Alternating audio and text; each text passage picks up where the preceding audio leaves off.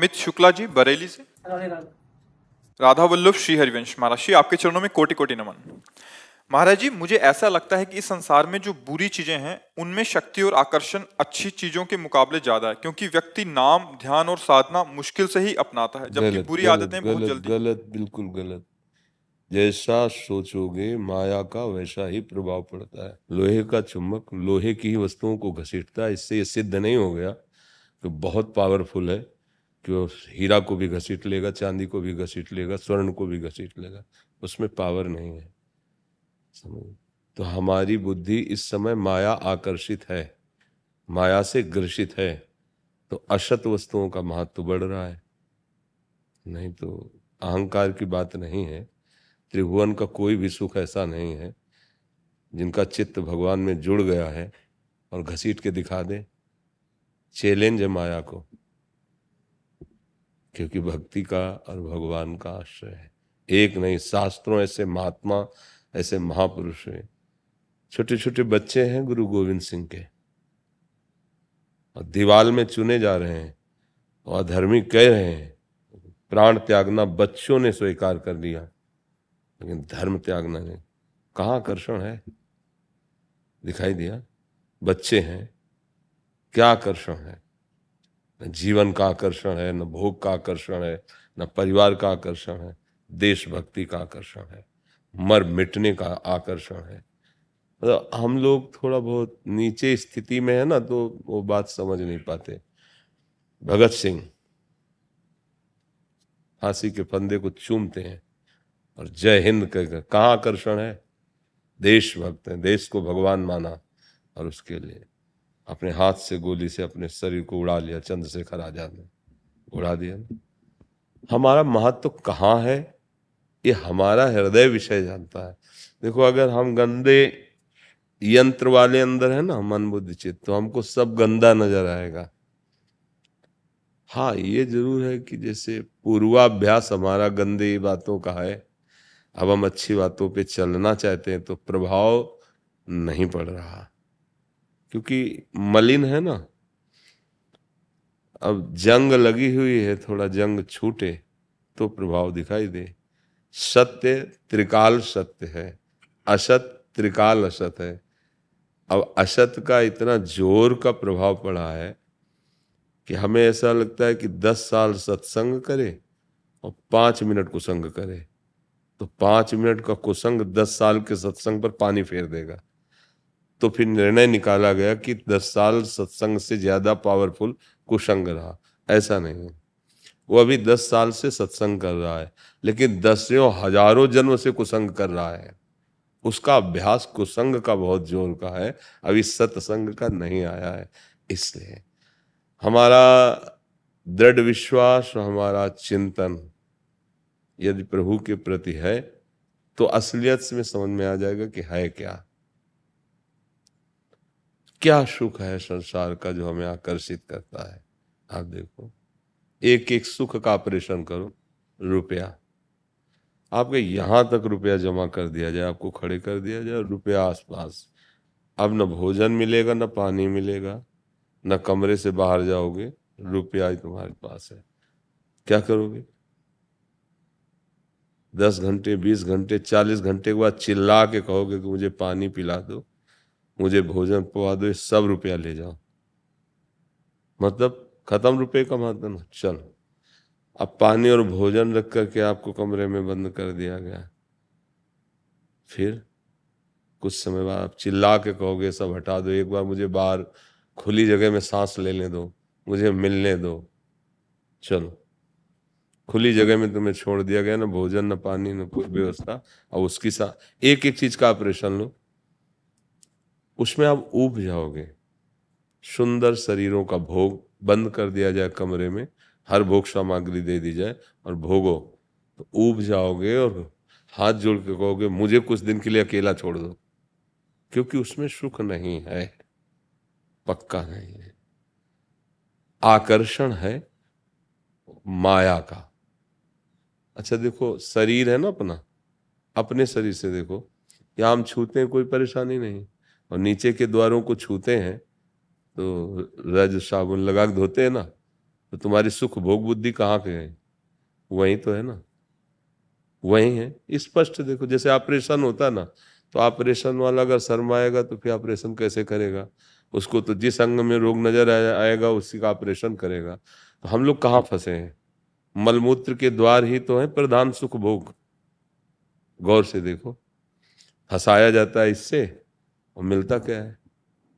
फिर उसका कितनी देर तुम्हें सुख मिलता है? फिर उसके बाद क्या शांति मिलती है? फिर उसके बाद क्या इच्छा नहीं रह जाती है? पूरा जीवन इसी को भोगते हो गया, फिर भी वही भोग की इच्छा है। मतलब कुछ तो जादू है माया का, कि है नहीं पर मुझे लग रहा है। यही मिटाने के लिए अध्यात्म समर्थ है। अगर अध्यात्म का ज्ञान नहीं है, कई बार सुना चुके हैं, एक चक्रवर्ती सम्राट महाराज भर्तरी जी हुए हैं, बहुत बड़े वीर और महात्मा भी हुए हैं। उनके छोटे भाई का नाम था विक्रमादित्य, सब कोई जानता है, विक्रम बेताल कथा नहीं चले? हाँ, उनके छोटे भाई थे विक्रमादित्य। अब ये जब यौवन अवस्था को प्राप्त हुए तो बहुत बहुत ही बुद्धि प्रधान जीव, अलग अलग होता है, वो बहुत माइंडेड थे, बहुत बुद्धिमान। तो उन्होंने मन को जांचा कि चाह क्या रहा है। सब कुछ है चक्रवर्ती सम्राट, तो मन ने मांगा एक सुंदर स्त्री जो कहीं भी सबके पास ना हो। और चक्रवर्ती सम्राट मतलब एक छत्र राज्य हुक्म कर दिया कि सब सुंदरियां हमारे सामने लाई जाएं। उसमें देश विदेश की सब सुंदरियां उनके सामने लाई गई। तो एक सुंदरी का नाम था पिंगला, जो सर्वांग सुंदर और मन पसंद एकदम। भर्तरी जी ने चयन कर लिया। अब उसने भी सौभाग्य माना, इतना बड़ा वैभव संपन्न राजा मुझे स्वीकार, और 9 अवस्था थी। बड़े वो वैज्ञानिक बुद्धि के थे। तो उनका अब मैं कुछ वर्ष राजकाज विक्रमादित्य को देता हूं, क्योंकि मैं अनुभव करना चाहता हूं कि मन ने कहा स्त्री में सुख है, तो क्या सुख है मैं अनुभव कर। अब ना किसी से बोलूंगा, ना किसी से, इसी से बोलूंगा, इसी को देखूंगा, इसी के साथ रहूंगा, इसी से पूरी एकाग्रता। महल में समय से भोजन भर आ जाए, कोई सूचना नहीं, कोई हमारे पास नहीं आएगा। तो राजा थे, उनकी आज्ञा। विक्रमादित्य राज सिंहासन संभालने लगे और वो काफी समय व्यतीत हुआ, रात दिन उसी के सानिध्य में। तो एक मन में एक घृणा सी एक होती, पर फिर दूसरा कोई रास्ता नहीं है ना मन को, तो फिर वो उसी में बार बार गिरता। एक दिन एक ब्राह्मण तपस्या कर रहा था देवराज इंद्र की, निर्धन हूं, धन की प्राप्ति हो जाए। जब मंत्र अनुष्ठान पूरा हुआ तो देवराज इंद्र प्रकट हुए, उन्होंने बिना पूछे उसे एक अमृत फल दे दिया और अंतर्ध्यान हो गए। उस ब्राह्मण ने सोचा इस अमृत फल को हम खा के क्या करेंगे, वैसे ही गरीब है, मर रहे हैं। अगर ये अमृत फल हमारा धर्मात्मा महावीर राजा वो पाले तो सारी प्रजा को बहुत सुख मिलता रहेगा, क्योंकि बहुत धर्मात्मा राजा थे भर्तरी जी। पहले था कि राज दरबार में या राजमहल में संत और ब्राह्मणों के लिए निषेध नहीं था, कभी भी जा सकते हैं बिना रोक टोक के, ऐसा मर्यादा थी। मंत्री ने सूचना दी कोई ब्राह्मण पधारे हैं, प्रभु आपसे मिलना चाहते हैं, बहुत वर्षों के बाद महल में। तो उनका अवश्य स्वागत है, उनको बुलाओ। बुलाया, प्रणाम किया, आज्ञा कीजिए। उनका मैंने मंत्र जब किया था धन के लिए, तो धन तो दिया नहीं, और देवराज इंद्र ने अमृत फल दिया है, इसे जो पाएगा वो अमर हो जाएगा। तो मैं दरिद्र अमर नहीं होना चाहता हूँ, आप हमारे धर्मात्मा राजा हैं, आप पाएं और आप अमर हो जाएं, और मुझे कुछ धन दिला दीजिए। तो उनका कुछ नहीं, आदेश किया जितना इनको जब जरूरत पड़े बराबर देते रहिए, अब तुम्हें किसी से मांगना नहीं पड़ेगा, क्योंकि मंत्र अनुष्ठान था ना, तो धन तो मिलेगा ही। अब उसका प्रकार बदल गया, वो कभी व्यर्थ नहीं जाता। अब उन्होंने विचार किया कि अगर अमर फल मैं पालूंगा और पिंगला मर गई तब तो जीना मुश्किल हो जाएगा, मैं ये अमर फल पिंगला को पवा दूं, तो जब तक जीवित रहूंगा तब तक ये हमारे सामने रहेगी। उसे कहा है फल अमर फल है, आप इसे पा लीजिए। उसने कहा कि देवताओं के द्वारा दिए हुए फल ऐसे नहीं पाए जाते, पवित्र होके पाया जाता है। अब हम स्नान करेंगे फिर पा लेंगे, आप विश्वास मान लिए, पा लेंगे। मान गए।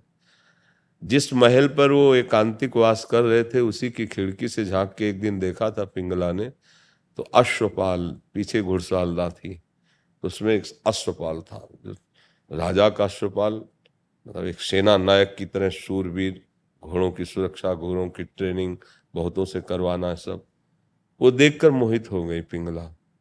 धीरे धीरे उनका मिलना जुलना। अब उसने विचार किया कि ये अगर अमल फल अश्वपाल को हम पवा देंगे तो अमर रहेगा जब तक हम जीवित, हमारी मित्रता चलती रहेगी। अश्वपाल को जब अमर फल मिला तो उसकी आसक्ति थी महाराज के दरबार में नाचने वाली वैश्या से, मित्रता थी उसकी। इसने सोचा अगर उस वैश्या को फल पवा दे, नवीन अवस्था की थी, वो अमर हो जाएगी। वैश्या के हाथ में अमर फल आया, उसने सोचा मैं नीच कर्म करने वाली अमर फल पाकर क्या करूंगी, अगर मेरे महाराज ये अमर फल पा लेंगे तो धर्मात्मा है, वो अमर हो जाएंगे। मंत्री ने सूचना पहुंचाई, राज दरबार की नृत्यांगना आपके दर्शन करना चाहती है, बुलाया जाए।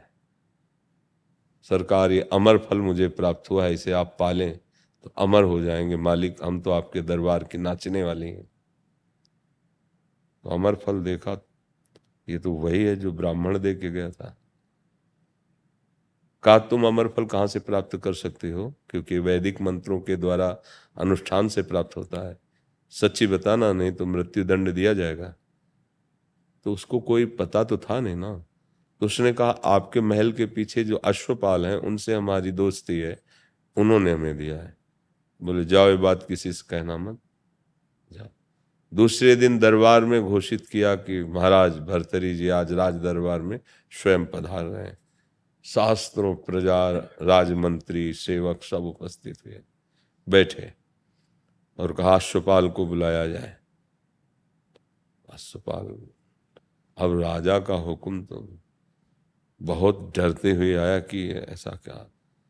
तो उनका हाँ भाई, ये अमर फल तुम्हें कहाँ से प्राप्त हुआ, अगर सत्य बोलोगे तो मुक्त कर दिए जाओगे, नहीं तो अभी तुम्हारा तलवार से टुकड़े टुकड़े कर दिए जाएंगे।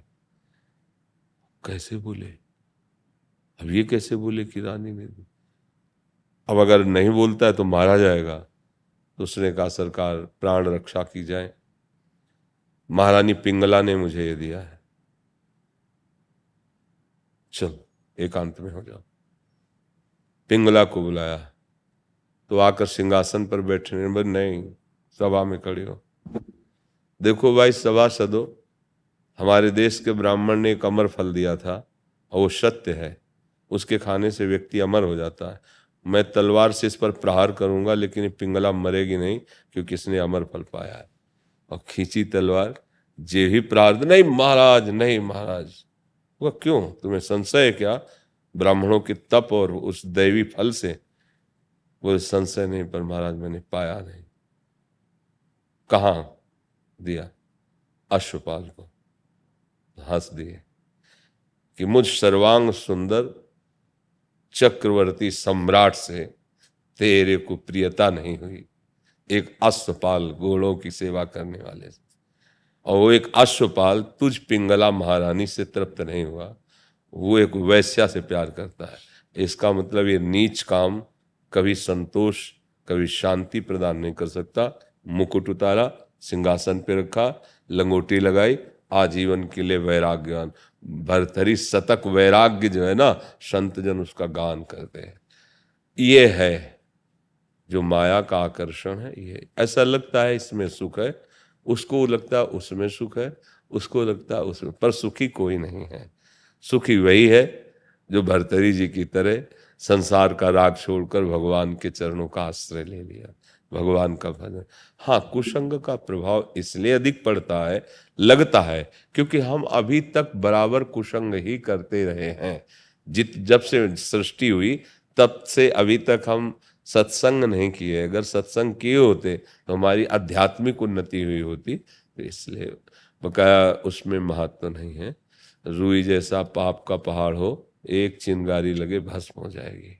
भगवान का नाम, भगवान का रूप, भगवान की लीला, यही हमें बचाती है। नहीं तो बहुत गलत आकर्षण है। देखो आप, देखो आप, मतलब क्या उनकी व्याख्या करें। संतानोत्पत्ति भगवान की सृष्टि पूजा है, इसलिए गृहस्थ धर्म में उसका विधान है।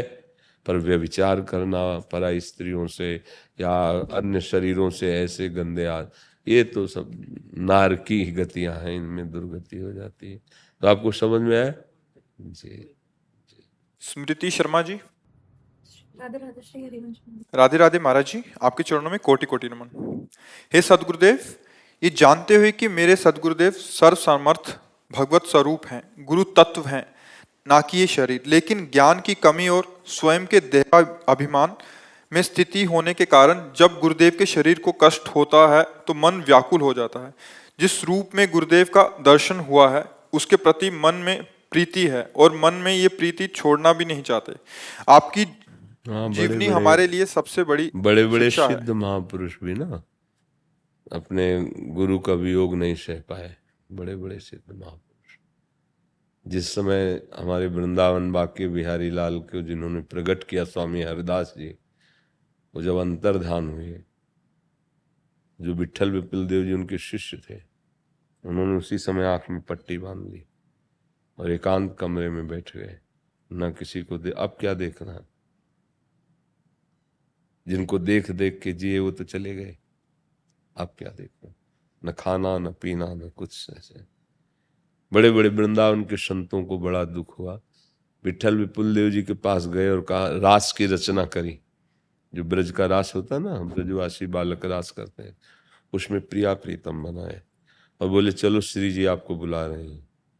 अब श्री जी की आज्ञा मान करके वहां गए, कहा पट्टी खोलो, प्रिया प्रीतम को देखो, मतलब किसी तरह बाहर तो आए। तो जो पट्टी खोला और कहा कि स्वामी जी कहाँ है, प्रिया प्रीतम तो हैं लेकिन स्वामी जी, तो किसी ने कहा स्वामी जी तो अंतर ध्यान हो गए। उसी समय प्राण छूट गए। महाप्रभु चैतन्य देव अंतर ध्यान में, सैकड़ों भक्त उसी समय प्राण छूट गए। हरिवंश महाप्रभु अंतर ध्यान में, सैकड़ों भक्तों के उसी समय प्राण छूट गए। तो ज्ञान एक अलग चीज है, प्रीति एक अलग चीज है। सब में वो बैठा हुआ है, लेकिन हमारा उद्धार नहीं हुआ। जब उसने रूप धारण किया तब हमारे जैसा बात की, हमको दुलार किया, हमको शासन किया, हमें डांट के प्यार के करके अपने स्वरूप का परिचय कराया, तो फिर वो शरीर भी ब्रह्म है, गुरु का शरीर भी भगवत स्वरूप है। पर ये जरूर दिमाग में रखे कि जाएगा तो है ही, क्योंकि ये जाने वाला है, आज नहीं तो कल जाएगा। तो जो बात है उसे पकड़ ले, और फिर जब उनका विरह जागृत होता है तो संसार का राग भस्म हो जाता है, क्योंकि गुरु का विरह है ना, फिर वो परमानंद में निमग्न हो जाता है। फिर उससे ये दिखाई देने लगता है कि हर समय गुरुदेव हमें प्यार कर रहे हैं, हमारे गुरुदेव हमसे गए ही नहीं। तुम्हारे दिमाग में गुरुदेव, तुम्हारे मन में गुरुदेव, तुम्हारे आसपास गुरुदेव दिखाई देंगे। प्रीति में बहुत बड़ा बल है। तो पर प्रगट में तो हर कोई यही चाहेगा कि हमारे गुरुदेव हमारे जीवित तो ना जाएं, क्योंकि उन्हीं के शासन, उन्हीं के, हमारा बल वही है। जैसे अब कोई भी समस्या, कोई भी बात है तो गुरुदेव बल है ना। प्रगट में उनसे जाके बातचीत की, उनसे अपनी गलती बता दी, उन्होंने क्षमा किया या दंड दिया, वो हमारे साहब है, हमारी बात बन जाएगी। पर अब ये निर्धारित है कि जितने मिनट, जितने सेकंड शरीर है वह उतने ही रहेगा, इसके आगे नहीं रहेगा। अब इस पर किसी का काहू को बसना है, जो कछ हो सब तिहारी कृपा से बिहारी बिहारी उनका। नहीं तो बड़े बड़े महापुरुष हुए हैं, अगर उनका शरीर रहता तो जगत मंगल होता रहता। पर प्रायः जितने बड़े महापुरुष हैं बड़ी जल्दी उनको हटा दिया गया है। आप देखना, जितने भी बड़े बड़े महापुरुष हुए हैं जल्दी से जल्दी हटा दिया गया उनको, यहाँ से सेवा से हटा दिया गया। चाहे वो बड़े बड़े महापुरुष अवतारी हों या जन्म से भजन लेकर स्थिति प्राप्त किए हो, उनको हटा दिया। तो हमें चाहिए कि जैसे दांव लग गया है, सत्संग मिल रहा है, सब बातों का समाधान हो रहा है, तो हम एक अच्छे साधक बन जाए, तो हमें गुरु का सानिध्य अनुभव में आने लगे। नहीं प्रगट में तो वियोग होगा ही, यहाँ का खेल ही ऐसा है। दुनिया में लाखों का मेला जुड़ा, हंसा जब जब उड़ा तो अकेला है, कोई साथ नहीं जाने वाला। सब प्यार कर रहे हैं सब, लेकिन जाना अकेले पड़ेगा। और अकेले जाने वाला अव्यवस्थित बड़ी घबराहट पैदा होती है। अगर व्यवस्था है, जहाँ जाना है और प्रिया प्रीतम साथ हैं तो कोई परेशानी नहीं। वही सिखा रहे हैं कि तुम्हारे साथ उतना ही जाएगा, जैसे तुमने यहाँ 5 अरब बैंक में जमा कर दिए, नहीं जाएंगे। और 5 रुपए किसी गरीब को भोजन पवा दिए, जाएगा साथ आप आपके। दिन भर आप बातें कर रहे हो, कोई फायदा नहीं। 2 बार तुमने भगवान का नाम लिया, वो तुम्हारे साथ जाएगा। बुद्धिमानी यही है कि यहाँ कमाते हुए, यहाँ कार्य करते हुए हमें जहाँ जाना है उस बैंक में भी कुछ स्टॉक रख लें, उसमें भी कुछ अपना अस्तित्व बना ले। पर इतने हम लोग भूले होते हैं कि वहाँ की बात ही ध्यान नहीं आती, और यहीं के प्लान बनते रहते हैं और प्लान पूरे हो नहीं पाते। वहाँ जाने का नंबर आ जाता है, तब डर लगता है कि यार मर गए तो अब क्या होगा, बहू छूटेगी, बेटा छूटेगा, परिवार छूटेगा, धन, अब तो कुछ हमारे पास नहीं। तो जैसे अपने लोग हैं तो एकदम तैयार फिट बैठे हैं, बेग वेग बांध के नहीं, जैसे तैयार हुआ जाता, फिट बैठे हैं। हमें जाना कहाँ है हमें पता है, किनके साथ जाना है वो भी पता है, कैसे जाना है वो भी पता है, कितना माल है वो भी पता है, इसलिए बेपरवाह है। अब आपको कहा जाए कि अभी चलो, तो आपने माल ही इकट्ठा नहीं किया, आपने अपनी अटैची नहीं बांधी, अर्थात समेटा नहीं अपने आप को, फैलाए हुए हो, अभी घबराहट पैदा हो जाएगी। मरने की बात सुनने पर घबराहट पैदा हो जाएगी, और जब मरने की बात सुनने पर घबराहट ना हो, सावधानी बढ़े, तो जानो कि आप साधक हो, आप उपासक हो, क्योंकि मरना तो सबको है ही एक दिन, और वो दिन पता नहीं कब आ जाए। तैयारी तो हमें आज से ही रखनी है ना। जैसे एक आदमी पूरी तैयारी करके स्टेशन पहुंचा और गया गया और गाड़ी छूट गई, अब उसको कैसा लगेगा? वो बहुत बुरा लगेगा कि नहीं लगेगा?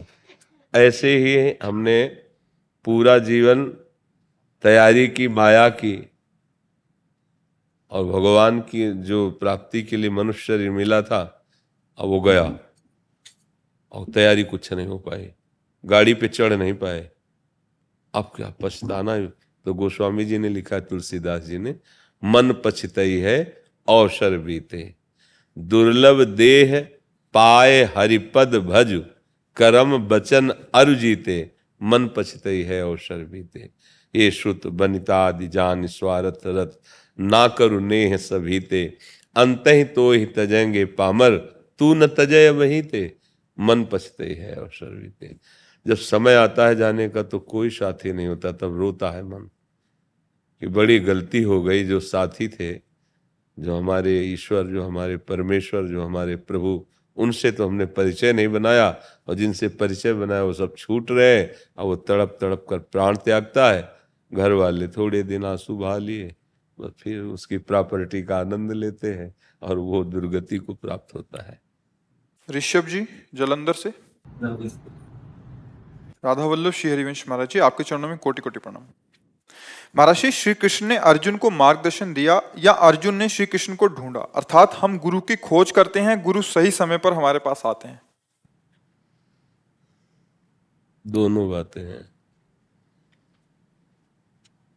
अर्जुन तो भगवान नर नारायण के अवतार हैं। नारायण श्री कृष्ण है और नर अर्जुन है। पता है आपको? ऐसा पता है आपको? नारायणम नमस्कृत्य नरम चैव नरोत्तमम। भगवान नर नारायण के रूप में अवतरित होकर आज भी बद्री नारायण में तप परायण है, उन्हीं से त्रिभुवन की रक्षा हो रही है। वही नर नारायण श्री कृष्ण और अर्जुन के रूप में है।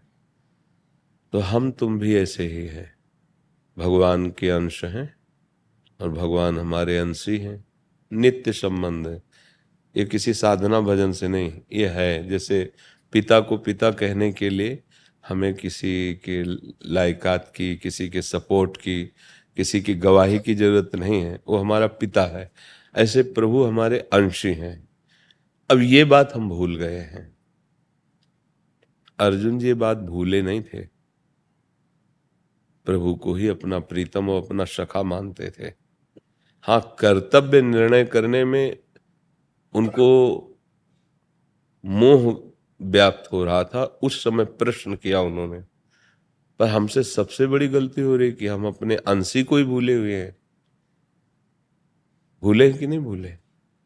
कोई तो मानने के लिए तैयार नहीं कि भगवान है। कोई अगर मानता है तो ऐसा मानता है कि अगर कोई भगवान हो तो हमारी समस्याओं का समाधान कर दे। भगवान को साधन और भोगों को साध्य, वो भी बात नहीं बनी।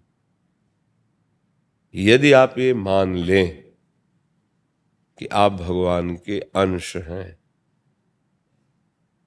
ये पक्का है, इसमें कोई संशय नहीं। भगवान कह रहे हैं तो मान लो। गीता जी में भगवान कहते हैं ना, ममैवांशो जीवलोके जीवभूतः सनातनः मनः कष्टानि इंद्रियाणि प्रकृतिस्थानि कर्षति। ऐ जीव, तू मेरा अंश है, मेरा बच्चा है। अब यही बात हम नहीं जान पा रहे कि हम अंश कैसे हैं, हमारी समझ में नहीं आ रहा है, तो हम प्रभु से प्रार्थना करें।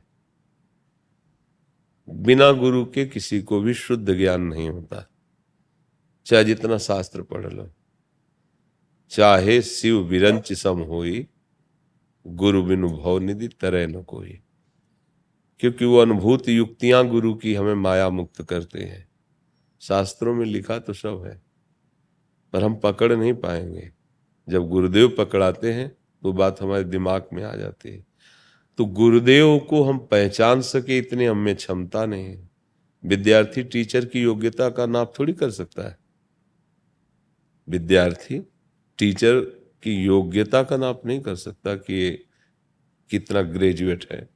वो तो टीचर से बढ़कर कोई हो फिर वो टीचर को देख सकता है। ऐसे हम शिष्य हैं, माया भ्रमित जीव हैं। हम सदगुरुदेव का परीक्षण नहीं कर सकते कि किस कोटि के महापुरुष हैं, क्योंकि उसके लिए जो यंत्र चाहिए वो सब मलिन है, तो पकड़ ही नहीं पाएंगे उसको। तो भगवान से प्रार्थना करते हैं कि हे भगवान, नहीं पता कि आप हमारे अंशी हो, नहीं पता कि आप हमें कितना प्यार करते हो, पर हो, जो भी हो आप हमारे हो, जैसा भी हो मैं आपका हूं। अब मैं जानना चाहता हूं, या तो आप स्वयं आके बताइए या गुरु के रूप में आके बताइए। ये प्रार्थना आप प्रभु से करो, तो या गुरु आके आपसे मिल जाएंगे या आपको गुरु के पास पहुंचा दिया जाएगा, क्योंकि सर्व सामर्थ्यशाली प्रभु है। अर्जुन जी जब तक प्रभु को अपना मित्र, सखा, प्रीतम मानते रहे तब तक उपदेश नहीं किया।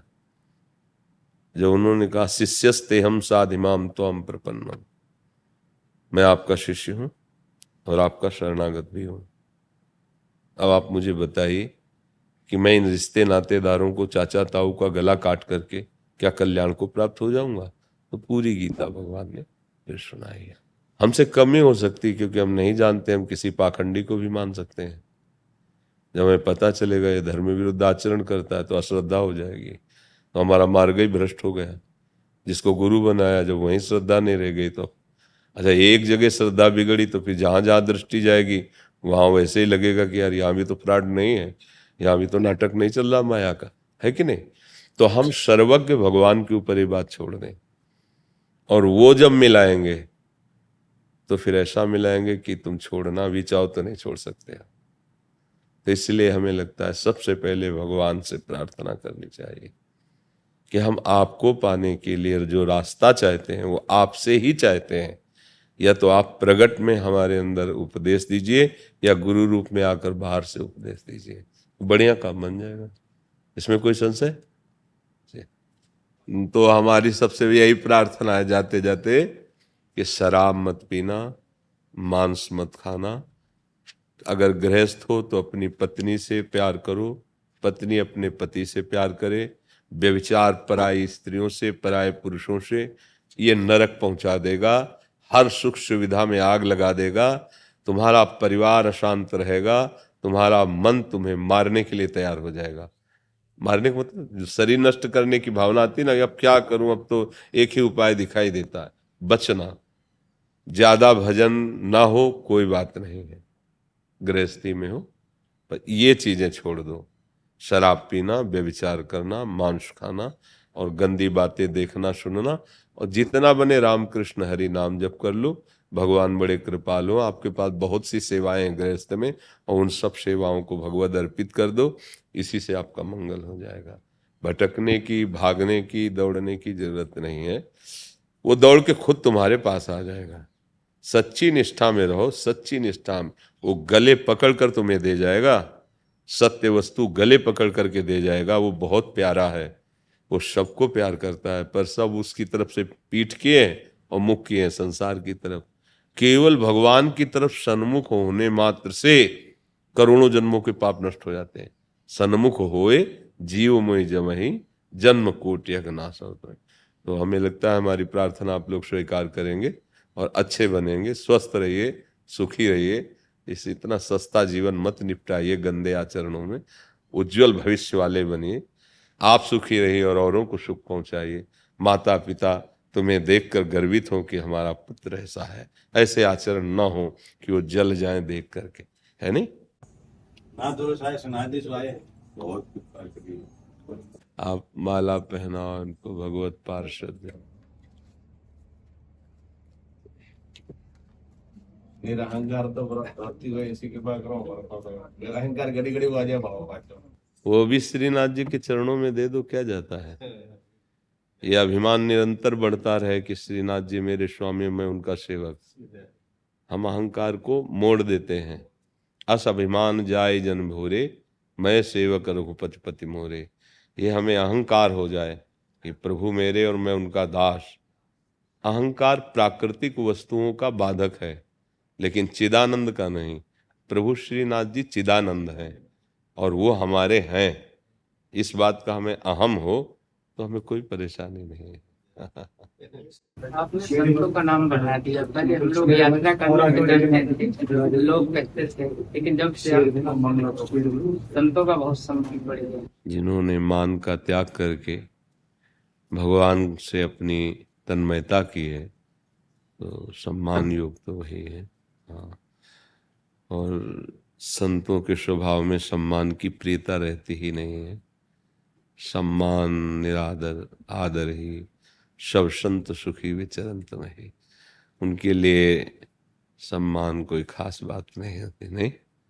हाँ, सम्मानम कल्याति घोर गरलम नीचापमानम सुधा, श्री राधा मुरली धरो भज सके वृंदावन माँ त्यज।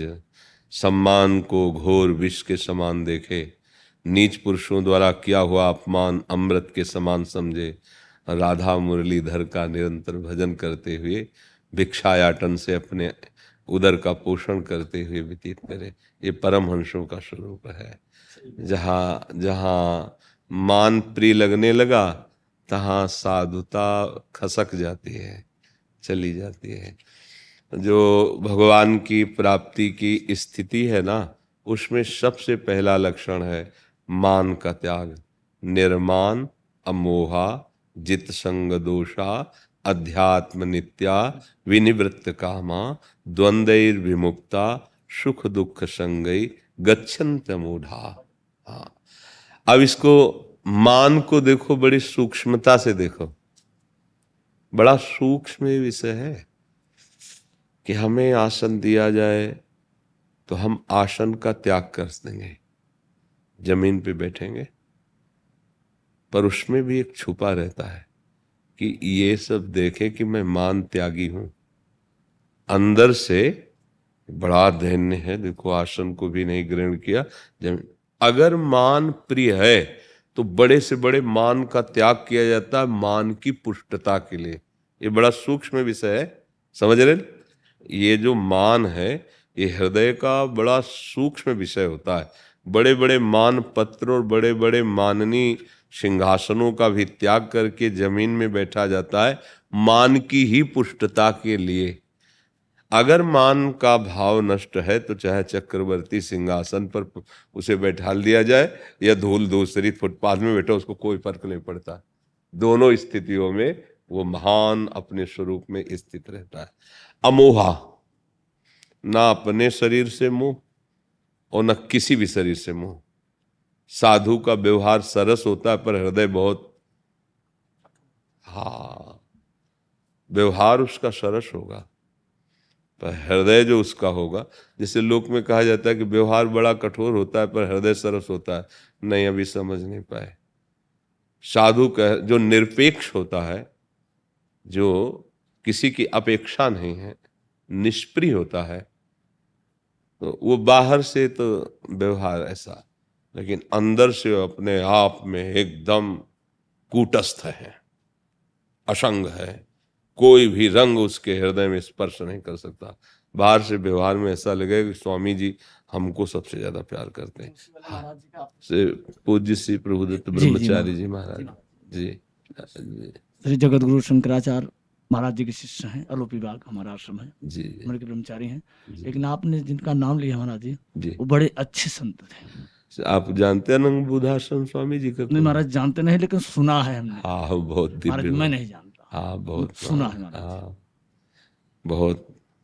जब गंगा किनारे भ्रमण कर रहे थे, बड़ी अद्भुत स्थिति उन महापुरुष की। जिस दिन से गुरु जी ने उनको संन्यास दिया था, उनका यह था कि चित्रकूट में रामलीला हो रही थी, तो वो बालक ही थे, तो रामलीला में जब देखा कि भगवान को 14 वर्ष का वनवास, भगवान ने राजकीय पोशाक उतार दी और वनवासी विशेष उदासी स्वरूप धारण किया, वो रो पड़े। वो बोले जब हमारे राम जी वन को जा रहे हैं तब हम घर नहीं जाएंगे, और वहीं से भाग पड़े। तो जब अशनीय का आश्रम है गंगा किनारे, तो वहाँ स्वामी शंकरानंद जी महाराज बड़े ही अवधूत कोटि के महापुरुष थे। पहले प्रायः सब संत जो है ना सिद्धांत से चलते थे, तो सिद्धावस्था को प्राप्त हो जाते थे। अब हम लोग क्या है कि बैलेंस बना के चलते हैं, विषय भी सेवन होता रहे और साधुता भी चलती है, तो ये मार्ग बैलेंस वाला तो है नहीं। तो स्वामी जी महाराज के पास हो गए, बच्चे थे, रो पड़े और कहा स्वामी जी राम जी वनवास को गए, अब मैं आजीवन घर नहीं जाऊंगा और संन्यास लेना चाहता हूं। तो अधिकारी थे, दृष्टि में ही आए, तो उनका बहुत सुंदर बात है। फिर उनका संन्यास तय हुआ, तो गंगा के किनारे संन्यास, गंगा जी में संन्यास बड़ा करुण प्रसंग होता है उस समय। दिगंबर करके सब कपड़े हटा के गंगा जी ऐसे वो तो जान। तो फिर जब मंत्र आदि हो गया तो आपस में लंगोटी दी पहन, बोले नहीं महाराज जी अब एक बार उतार दिया आप नहीं। तो बोले ठीक है चलो आश्रम। बोले नहीं महाराज यहीं संन्यास दिया, आजीवन यहीं व्यतीत करूंगा। बोले देख लो, बोले आशीष आपका। आजीवन महाराज वहीं व्यतीत कि जैसे गंगा बढ़ती वैसे ऊपर और घटती तो नीचे, दिगंबर पूरा शरीर। जो वहां आ गया प्रारब्ध साथ पा लिया। स्वामी धर्म सम्राट करपात्री जी आज सब जाते थे, साष्टांग दंडवत करते थे। भैया अमोहा, मोह रहित हो जाना। बहुत कच्चाई है अपने में, अपने शरीर से मोह है, अपनी वासनाओं से मोह है, अपने शिष्यों से मोह है, अपने संबंधियों से मोह है। साधु का व्यवहार सम होता है, प्रिय होता है, पर वो हृदय से कूटस्थ होता है, निरपेक्ष होता है। अगर हृदय का कमजोर है तो फांस लिया जाएगा। दया बिना साधु कसाई, और दया करी तो आफत आई है रे। दया करी तो आफत, दया बिना साधु कसाई और दया करी तो आफत आई, मतलब ऐसे बच के खेलना है। निर्माण मोहा जित संग दोषा।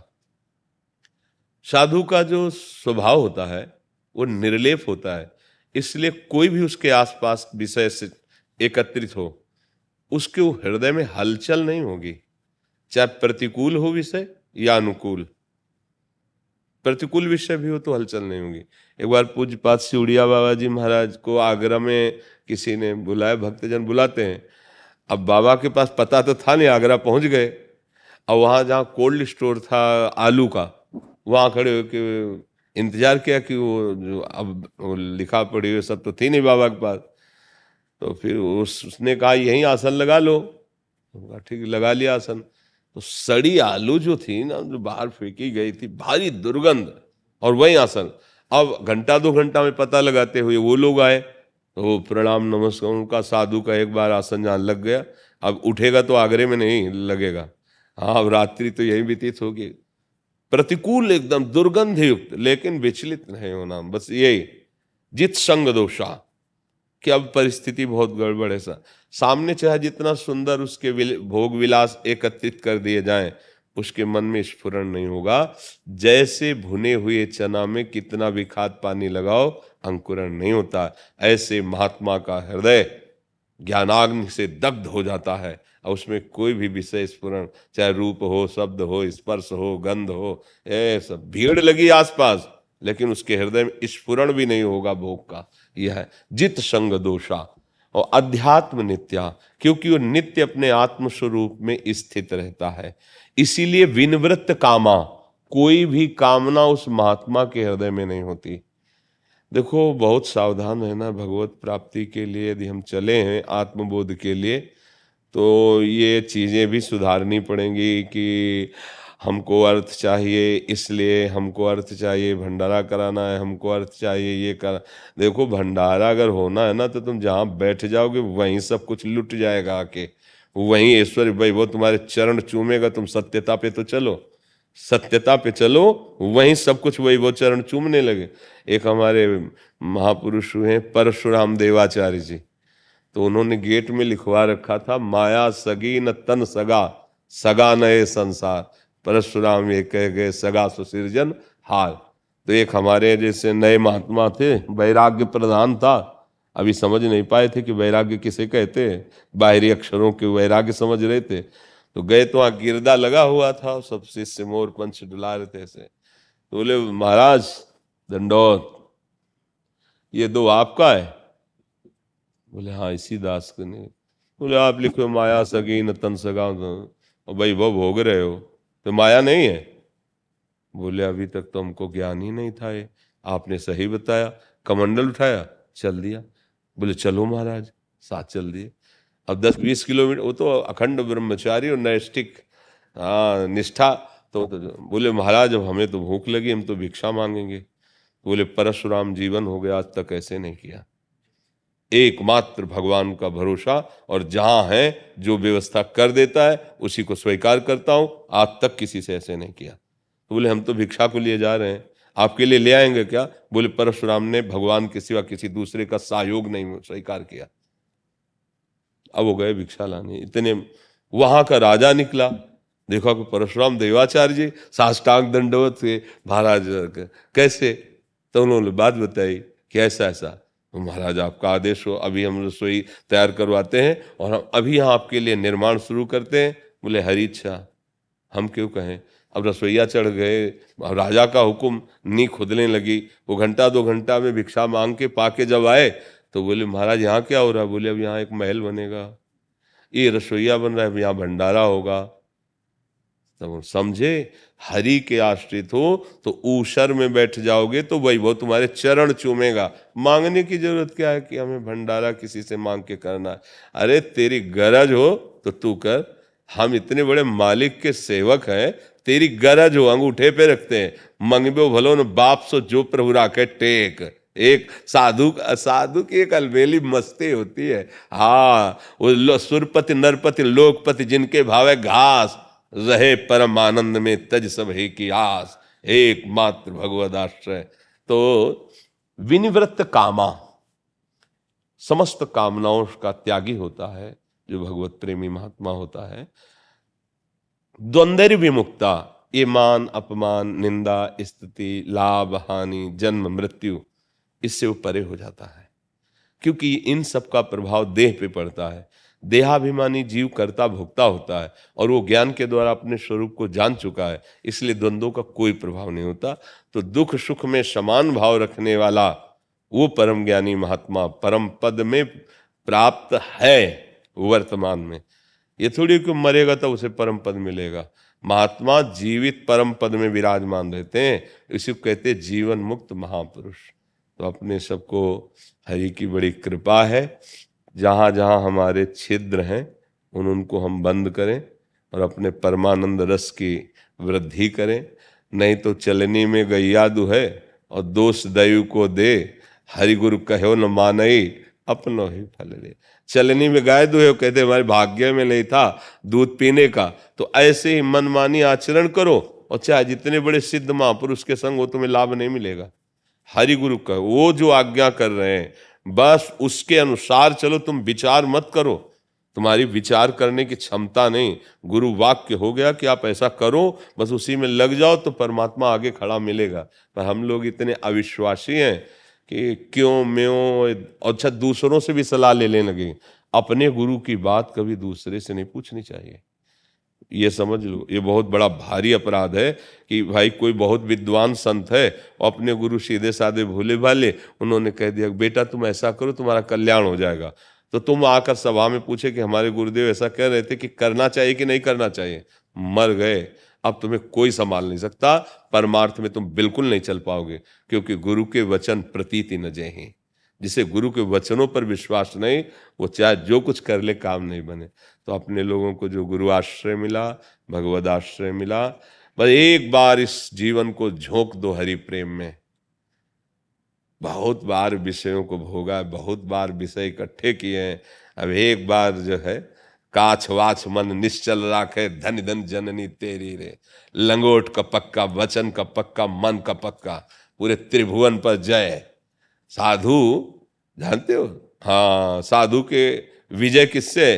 काछ वाच मन निश्चल राखे, धनि धन जननी तेरी रे। नरसिंह जी का पद है, वैष्णव जन ते कहिए जे पीर प्राय। जिसका लंगोट पक्का आजीवन, जब हमने गृहस्थ नहीं स्वीकार किया तो आंख नहीं मोड़ेंगे उधर। बस मतलब निष्ठा होनी चाहिए, फिसलना नहीं है, फिसलना नहीं। काछ वाच मन निश्चल राखे, धन धन जननी तेरे। मन से प्रभु का चिंतन, वाणी से प्रभु की लीला गायन, और जितेंद्री विश्व को परास्त कर देगा, कोई जोड़ नहीं उसका रहेगा। बहुत भारी वस्तु है रसेंद्री और जनेंद्री पर शासन कर लेना, इसे को धृति कहते हैं। हम लोग चूक जाते हैं, जहाँ ये ढीली पड़ी तहाँ दूसरी ढीली हुई, और दूसरी ढीली हुई तो परमार्थ का प्रतीक नहीं रह गया, नाटक भर परमार्थ का रह जाता है, असलियत में नहीं रह जाता है। इसलिए हम सब भगवान के चिंतन में मगन रहे। हम गिरनार से आए हैं भगवान, गिरनार से भगवान का दर्शन। ये सब हमारे लिए नहीं है। हाँ बिल्कुल बिल्कुल।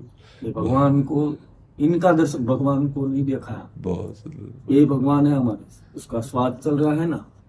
सूर्य चंद्र, समझ रहे हो ना आप? भगवान सूर्य चंद्र सूक्ष्म चित्रिणी वज्रा ब्रह्म नारी और सहस्त्र, उनकी बात में वो बोल रहे थे कि मैं बड़े आसन पर नहीं बैठा, मैं इनकी श्वास को देख रहा था कि क्या बोल, इसलिए मैं इस पर बैठा। फूल की माला की जरूरत नहीं है, मान का सम्मान का नहीं है भाई, किसी का भी नहीं होता है बेटा। हम गिरनार से उसका वीडियो देख के कि कोई संत सतगुरु और ईश्वर जगत से न्यारा है। भगवान ने बोला ना, सब त्याग, लंगोट का पक्का होना चाहिए, मन का चचा होना चाहिए, और गुरु शब्द होना चाहिए। हम भी शस्त्र लेके घूमते हैं, ये भगवान ने शब्द सब हमको सुना। हम इसका दर्शन के लिए आए, उनको जे किया है ना। देखो कहाँ गिरनार है, जुना अखेड़ा, सिर्फ हम 10 नाम जुने अखेड़े में। तो मेरा शिष्य उसने बताया कि बाबू भगवान का दर्शन, हम भगवान ढूंढ रहे हैं, हमें तो भगवान इन सब में देखा है, मंदिर में ऐसे ऐसे भाई नहीं देखा। वो बोलते हैं ब्रह्मा जी ऐसा है, शंकर ऐसा है, नारायण ऐसा है, उनके आगे क्या है ये किसी को नहीं। हाँ, मतलब कहने का मतलब है ये एक रास्ता है, लेकिन ये सब बातें लोगों की मगज में फिट हो जाती है, उससे आगे नहीं जा पाती, आगे नहीं जा सकते कोई। किसी एक गुरु वाक्य में इतनी बड़ी सामर्थ्य है कि कोई भी लक्ष्य ऐसा नहीं है जिसको प्राप्त न किया जा सके। गुरु वाक्य ही, और सही पूछो तो गुरु से बढ़कर कोई तत्व नहीं है, और कोई लक्ष्य नहीं है, और कोई वस्तु नहीं है। अगर अपने गुरु में आसक्त हो गया, उनकी वाक्य में, तो सब कुछ प्राप्त हो गया। ये सार बात जो यहाँ की बात है ना, सब समझ गए हम, सब समझ गए। आप पधारो भगवान ત્યાં गिरनार पधारो, એને બધાને લઈને પૂરી વ્યવસ્થા થઈ જશે। એક કરું गिरनार पधारो। आप तो सब कुछ कर सकते हो, कितनी भी ठीक कर सकते हो, सब कुछ कर सकते हो जी। पर इससे होगा क्या, नाशवान शरीर है, आज नहीं तो कल जाएगा ही। हाँ, वो तो कपड़ा तो बदलना ही। हाँ, तो इसलिए इस पर क्यों खर्चा करे। ब्रह्मास्त्र का प्रयोग मच्छर मारने के लिए क्यों करे।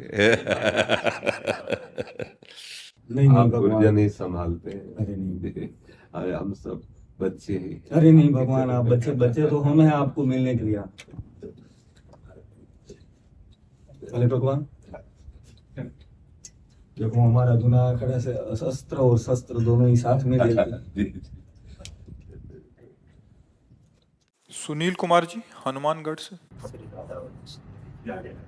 प्रणाम महाराज जी, सादर चरण स्पर्श। महाराज जी, आजकल मीडिया और सोशल मीडिया में तरह तरह के गलत विचारों और पाखंड का चलन सा हो गया है कि पूजा पाठ ऐसे करो, ये पूजा पाठ का सही तरीका नहीं है, आप ऐसे करें, ये सही तरीका है। और चैनल और लोगों की अलग अलग विचारधाराएं, जिससे कि भ्रम पैदा होता है क्या सही है और क्या गलत है। और सबसे बड़ा धर्म संकट जब पैदा होता है, माता पिता इन सब कामों को करने को कहते हैं कि सही मार्ग तो भजन मार्ग भगवत मार्ग है। तो इस धर्म संकट की स्थिति में क्या करें, कैसे इसका सामना करें कि इनको पता लग गया कि भजन सही है, बट माता पिता या रिश्तेदार कह रहे हैं कि ऐसा करो, यहाँ चढ़ाओ, यहाँ। इसमें किसी की सलाह नहीं मानी जाती। जाके प्रिय न राम वैदेही तजिए ताहि कोटि बैरिशम यद्यप परम शनेहि। तजो पिता प्रहलाद विभीषण बंधु भरत महतारी गुरुबल तजो कंत ब्रज बनितन भेमुद मंगलकारी। देखो भैया, अंतर से जब भगवदानंद की अनुभूति नहीं होती फिर लोग नाटक करने लगते हैं, क्योंकि जिस मार्ग में चले उसमें तो चल नहीं पाए, अंदर के माल खजाना का पता चला नहीं, तो बचा बाहरी सुख। अब उसके लिए नौटंकी नाटक शुरू हो जाता है। अब ये बात तुम्हारी बुद्धि के परे की बात है, तो तुम जान पाते नहीं हो। ऐसे ऐसे बातें बोली जाती हैं, ऐसे ऐसे कि बहुत गुस्सा लगती है कि यार तुम अपना भी नाश कर रहे हो और अनुगामियों का भी नाश कर रहे हो। तुम्हारी पता है कौन सी दुर्गति तुम्हें होगी। आप गए और औरों घालें जो को शत मार्ग प्रतिपालें।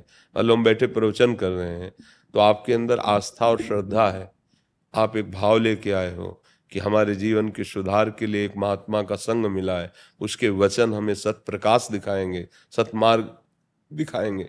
और हम छल भरा वचन बोले आपसे, कपट भरा, तो सबसे पहले दुर्गति हमारी होगी। आपकी तो हो ही जाएगी क्योंकि कुसंग हो गया, गलत हो। इसीलिए बहुत थोड़ा सोच समझ के सत्संग सुनो।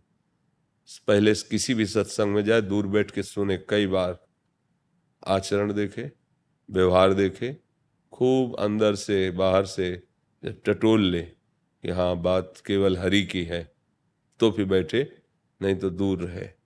तुमको खुद भरोसा नहीं उसका और हमें भरोसा दिलाने चले हो। तुम्हें खुद राग का त्याग नहीं, हमें वैराग्य सिखाने चले हो। तुम्हें खुद हरि से अपनापन नहीं, हमें हरि से अपनापन कराने चले हो। बहुत कड़ुआ लगेगा ये बातें सबको, लेकिन हम आपको सत्य कह रहे हैं। लाखों में कोई विरला एक होता है जो सत मार्ग में चलने वाला होता है, लाखों में कोई विरला होता है। न राम, न कृष्ण, न हरि, न भगवान नाम, न भगवत मार्ग। ऐसे ऐसे रोगों से निवृत्ति हो जाती है, ऐसे दुखों से तुम निवृत्त हो जाओगे। न थोड़ा भी तुम्हें ज्ञान नहीं है। हम कह रहे कोई भूखा है, कुत्ता भी हो तो उसको रोटी दे दो, तुम्हारा मंगल हो जाएगा। कोई बीमार पड़ा है, उसकी औषधि करा दो, भले पशु हो, मंगल हो जाएगा तुम्हारा। जैसे बने राम कृष्ण हरि नाम लो, तुम्हारा मंगल हो जाएगा। इन सब झूठे बकवासों से कुछ नहीं होने वाला है, कुछ नहीं। 1 टन तेल चढ़ाओ, भगवान से विमुख आचरण करो तो सुख मिल जाए तो बता देना। और 1 बूंद मत चढ़ाओ, राम राम राम राम राम कृष्ण कृष्ण कृष्ण कर, और कोई तुम्हारा बिगाड़ दे तो मैं बता देना कि तुम्हें समझे में नहीं आ रहा है। ये सब भगवान के पार्षद हैं, जितने नवग्रह आदि हैं। जब आप भगवान से विमुख रहोगे, गंदे आचरण करोगे, तो चाहे जो कुछ करो ये तुम्हारा नाश ही करेंगे। और सही ढंग से चलोगे तो चाहे जितना बुरे स्थान पे बैठे होंगे कुछ नहीं बिगाड़ सकते। जो पे कृष्ण चरण मन अर्पित तो करी हैं का नवग्रह रंग। तो अच्छा, महीना 2 महीना 4 महीना मंत्र जप लिए, हम इसीलिए तुम्हें ठोक के छाती की बात कहते हैं कि बचपन से ईमानदारी से चले हैं। इतना भी कहीं भगवत कृपा से कोई ड्रामेबाजी नहीं रही, और रात दिन मंत्र जपते रहे, और हालत आप देख रहे हो हमारी। लेकिन हमारा लक्ष्य रहा है भगवत प्राप्ति, भगवान को प्राप्त करना। 2-4 महीने मंत्र जप ले, स्मशान में तो भूत सिद्ध हो जाता है। 10-5 वर्ष ऐसे अच्छे से करे तो यक्ष यक्षिणी ये सब सिद्ध हो जाती है। जो क्या बोल रहे हो, क्या सुन रहे हो, क्या देख रहे हो, लाखों कोस दूर की बात बता सकते हैं। भगवान का भजन कर रहे तो हमारी बात मान लो, कोई लोभ लालच वश नहीं, कुछ किसी की सामर्थ्य नहीं है। आप आए और आपका काम बन गया तो आपको लगा बाबा बड़े सिद्ध हैं, चमत्कारी, तो वास्तविक आप कष्ट सहकर आए संत भगवत भावना की, तो ये आपका पुण्य बन गया ना। संत दरस जिम पातक टरे, तो आपका ही कर्म तो आपके कल्याण का कार्य बना। कोई किसी का कल्याण नहीं कर सकता। कल्याण का मार्ग हम बता रहे हैं, आप ना चलो तो सब बेकार है, और आप मान लो तो आप ही उसके मुख्य धन्यवाद के पात्र हुए, जो आप गलत बातें छोड़कर अच्छे मार्ग में। तो ये तो सब लोग दिमाग में बैठा लो, नहीं कलयुग है, आगे और परेशानी बढ़ जाएगी, सही रास्ता नहीं मिलेगा भगवान के मार्ग का। अब वो एक हितधाम में थे, तो एक ने कहा कि हम बहुत परेशान हैं। एक जगह गए थे तो 5,000 रुपये की घोड़े की अंगूठी, नाल की अंगूठी, ऐसे नहीं, तब तो घोड़ा पर ब्रह्म हो जाना चाहिए। जब उसके नाल में इतनी ताकत है कि तुम अंगूठी पहन लो दुख रहित हो जाए, तो बेचारा रोज एक्का में जोड़ा जाता है और रोज सांटे चलते हैं उसके, और दौड़ता है सैकड़ों किलोमीटर, तो उसका दुख दूर हो जाए। अरे दिमाग खराब है, घोड़े की नाल तुम्हें नहीं ठीक पर पाई, राधा राधा। तो बाहरी दिखावे में, अच्छा आजकल लोगों को विश्वास भी वही है, जैसे हम आपको सीधी बात बता रहे ना, कोई फीस नहीं, कोई फार्म नहीं भरना, कोई दान पेटी नहीं, कोई मांग नहीं, आप सम्मान से आओ, बैठो और सत शास्त्रों की बात, जिससे आपका वास्तविक परम मंगल होगा। तो आपको लगता है यहाँ कोई जादूगिरी तो है नहीं, चमत्कार तो है नहीं, ये तो ऐसे प्रवचन करते रहते हैं। महर्षि इसमें एक समाधान चाहिए। जो संसार में, ये तो आपने भजन मार्ग की बात बता दी, जिनको भगवत प्राप्ति करनी है, जो संसार में फंसे हैं उनको तो बिल्कुल इस बात का ज्ञान नहीं कि भजन भी करना चाहिए। उनको तत्काल दुख आया और उसका निदान उनको चाहे कैसे भी मिले, तो इसलिए इस उद्देश्य से वो कहीं भी जाते हैं और वहां उसका निदान चाहते हैं। वो दुख का निदान नहीं मिल सकता, क्योंकि उसमें सामर्थ्य नहीं दुख निदान करने की। देखो कोई भी जो दुख आता है वो पूर्व के पाप कर्म से आता है। अगर थोड़ा भी अध्यात्म जानते हो तो समझते हो कि पूर्व का पाप कर्म ही हमारे दुख का सृजन करता है। तो जब हम कहीं जाते हैं, तो जैसे तीर्थ गए या भगवान के मंदिर गए या सच्चे संतों का संग किया, तो उससे हमारे पूर्व पापों पर प्रहार होता है, वो क्षीण होते हैं, तो दुख मिटना प्रारंभ हो जाता है। और ऐसी जगह हम गए जहां हमारी और बुद्धि मलिन हो जाए, तो भला वो दुख कैसे। अब हो सकता है ऐसा संयोग कि आज 12 बजे से आपका वो दुख संपन्न होने वाला है, और आप सुबह पहुंच गए और उनका जाओ ठीक हो जाओगे, और आप ठीक हो गए। अब आपका विश्वास हो जाएगा कि अमुक व्यक्ति ने ठीक किया, बकाया ऐसा नहीं था। अगर 12 बजे तक तुम वहां नहीं पहुंचते तो अपने आप ठीक हो जाते, क्योंकि वो क्रम चल रहा है उसका। कोई किसी को दुखी या सुखी नहीं कर सकता, हमारे कर्म ही हमको सुखी दुखी करते। इसमें पक्का समझ लो, चाहे जहां भाग के चले जाओ।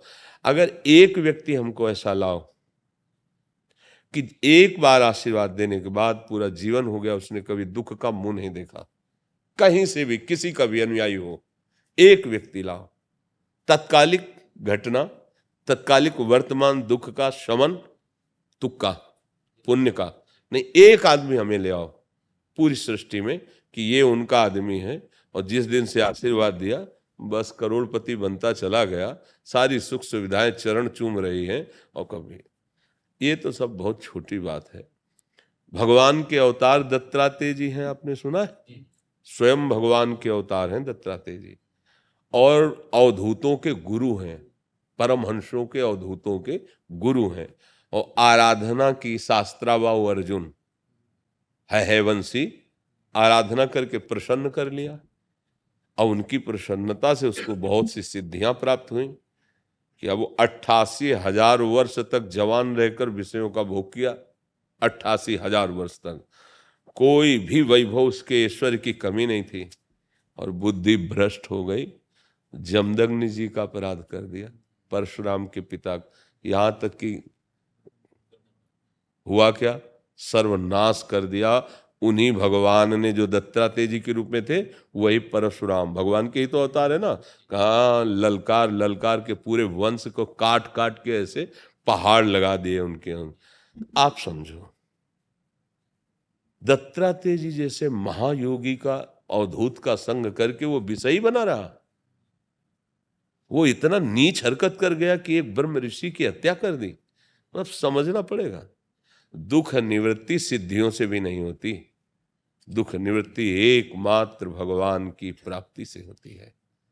जैसे केवट जब भगवान के चरण धो रहा है ना, तो भगवान बाद में देते हैं ना कुछ, तो कह रहा अब कछनाथ न चाहिए।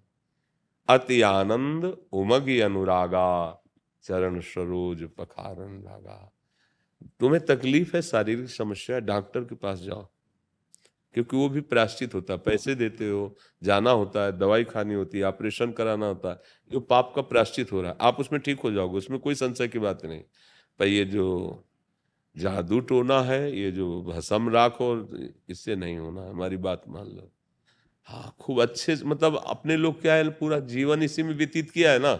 अच्छा, आप सब घर के हो, अगर छल कपट वाली भाषा हो तो बात अलग, हमारी आत्मा हो आप, अगर आप सही ढंग से चलोगे तो वास्तविक तुम्हें दुख सहने की सामर्थ्य आ जाएगी और तुम भगवत प्राप्ति के योग्य हो जाओगे। तो ये कलयुग का कुछ ऐसा आगे समय भी आएगा और बढ़कर कि सत्य बात बोल नहीं सकते, सत्य बात कोई सुनने के लिए तैयार नहीं होगा, क्योंकि सत्य मार्ग में चलने की क्षमता ही नहीं रह गई है। ये गलत धारणाएं बढ़ रही, नहीं बढ़ रही, देखो। अच्छा, हमारी बहन हमको कितना प्यारी लगती है, भैया कह के जब हृदय से लगे, और वही दूसरे की बहन तुम्हारे सामने पड़ती, तब तुम कैसी दृष्टि से देखते हो, क्या व्यवहार करते हो। अवसर मिल जाए तो राक्षसों की तरह मार देते हो। ये क्या बुद्धि है, ये कहाँ सुख। अब ये कहीं भी भाग के त्रिभुवन में जाए, इनको कहीं सुख मिलेगा, त्रिभुवन में कहीं भाग के चले जाए। तो इसलिए, और क्या होता है, हम लोग थोड़ा विवेकहीन हो रहे हैं, इसलिए पाखंड का बढ़ावा दे रहे हैं। भाई चमत्कार है, जैसे हमसे कहे कोई चमत्कार दिखाओ, तो हमारे पास है ही नहीं, चमत्कार दिखाएं क्या। ये कोई कहे महाराज आशीर्वाद दो, हमारा रोग ठीक हो, हमारी किडनी ठीक नहीं, तो तुम्हें क्या आशीर्वाद दे। सत्य बात ये है, हाँ, कि राधा राधा रटो, हर गम सहने की सामर्थ्य आ जाएगी और आप मंगल में प्रभु की प्राप्ति के योग्य हो जाओगे, इस दुख संसार से मुक्त हो जाओगे। बड़ा नाटक चल रहा है, बड़ा नाटक, बहुत सावधान, बहुत सावधान। ये लोग बावरे हैं, समझ नहीं पा रहे हैं। हमारे प्रभु का एक बार हृदय से नाम पुकार करके देखो, वो तुम्हारी बाह पकड़ लेंगे, दुख से निवृत्त कर देंगे। दूसरा कोई उपाय नहीं है, ये तो सब भगवान की माया की। हाँ, कई जगह है अपनी वासना की पूर्ति के लिए इस वेश को रख लिया गया, और भाई मौज मस्ती से चले, तो अब इतना रुपया दीजिए, तब फिर अगर ऐसे रुपया देने से सत्य वस्तु की प्राप्ति होती तो मतलब सत्य वस्तु अपने लोगों को मिलती ही नहीं, धनी लोग खरीद लेते हैं। सत्य वस्तु कभी रुपए से नहीं मिलती, ध्यान रखना, ये पक्का समझना। रुपए से मायाकृत वस्तु मिल सकती है, सत्य वस्तु नहीं मिल सकती, पक्की बात समझ। रुपए से अगर तुम्हें जो भी मिल रहा है वो मायाकृत है, सत्य वस्तु प्राण समर्पण करने से मिलती है। अब ये पहचान कहाँ तुम्हारे अंदर है? सत्य वस्तु प्राण समर्पण करने से मिलती है, रुपए से नहीं मिलती। तो सत्य वस्तु को समझा जाए।